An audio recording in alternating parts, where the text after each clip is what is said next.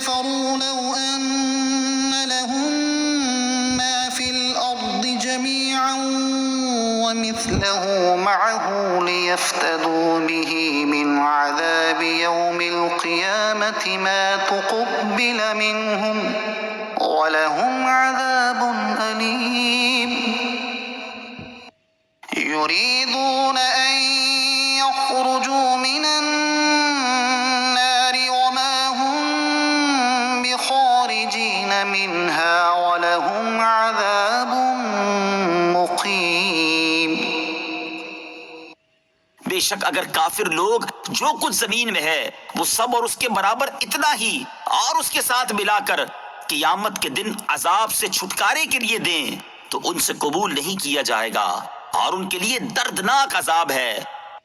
وہ دوزخ سے نکلنا چاہیں گے اور وہ اس سے نکل نہ سکیں گے اور ان کے لیے ہمیشہ کا عذاب ہے۔ یعنی اگر کافر دنیا کا مالک ہو اور اس کے ساتھ اس کے برابر دوسری دنیا کا مالک ہو اور یہ سب کچھ اپنی جان کو قیامت کے دن کے عذاب سے چھڑانے کے لیے فدیہ کر دے تو اس کا فدیہ قبول نہیں کیا جائے گا، اور قیامت کے دن کافروں کو عذاب ضرور ہوگا۔ اس دن ان کے پاس عذاب سے چھٹکارے کی کوئی صورت نہ ہوگی۔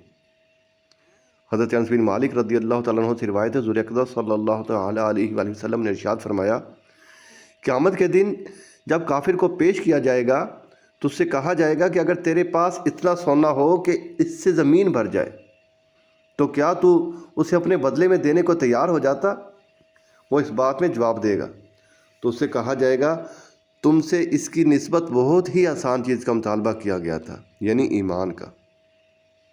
حضرت انس بن مالک رضی اللہ تعالیٰ عنہ سے روایت ہے، نبی کریم صلی اللہ تعالیٰ علیہ وآلہ وسلم نے ارشاد فرمایا، اللہ تعالیٰ قیامت کے دن اس شخص سے فرمائے گا جسے جہنم میں سب سے کم عذاب ہوگا کہ اگر تیرے پاس زمین کی ساری چیزیں ہوں تو کیا تو انہیں اپنے بدلے میں دے دیتا؟ وہ جواب دے گا جی ہاں۔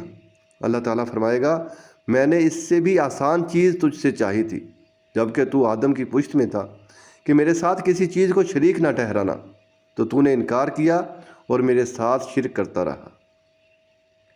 اس آیت سے معلوم ہوا کہ ایمان ہوگا تو ہی قیامت کے دن اعمال کا اجر ملے گا، تبھی شفاعت کا فائدہ ہوگا، تبھی رحمت الہی متوجہ ہوگی اور تبھی جہنم سے چھٹکارا ملے گا۔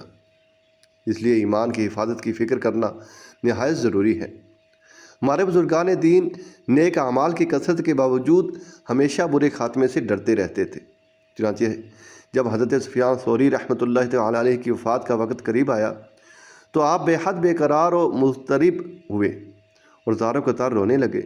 لوگوں نے عرض کی حضور ایسی گریہ و زاری نہ کریں، اللہ تعالیٰ کی بخشش اور مغفرت آپ کے گناہوں سے کہیں زیادہ ہے۔ آپ رحمۃ اللہ تعالیٰ علیہ نے جواب دیا مجھے اس بات کا یقین نہیں کہ میرا خاتمہ بالخیر ہوگا، اگر یہ پتہ چل جائے کہ میرا خاتمہ ایمان پر ہوگا تو مجھے پہاڑوں کے برابر گناہوں کی بھی پرواہ نہ ہوگی۔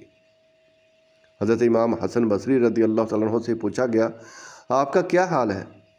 آپ رضی اللہ تعالیٰ عنہ نے فرمایا جس شخص کی کشتی دریا کے درمیان جا کر ٹوٹ جائے، اس کے تختے بکھر جائیں اور ہر شخص ہچکولے کھاتے تختوں پر نظر آئے تو اس کا کیا حال ہوگا؟